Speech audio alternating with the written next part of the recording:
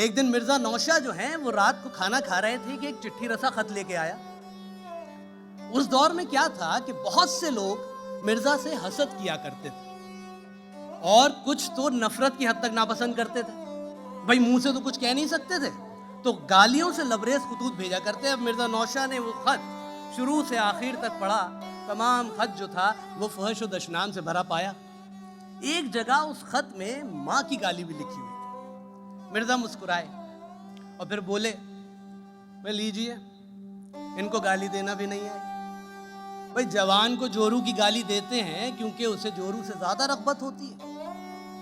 बच्चे को माँ की गाली देते हैं क्योंकि उसे माँ से ज्यादा वो किसी से मानूस नहीं होता। ये खुर्रम साहब जो मुझ 70 बरस के बुढ़े को माँ की गाली देता है, तो बताइए इससे ज्यादा अहमक और कौन होगा। तो साहब मिर्जा नौशाह ने गालियों में भी चटखारों की गुंजाइश रखी थी।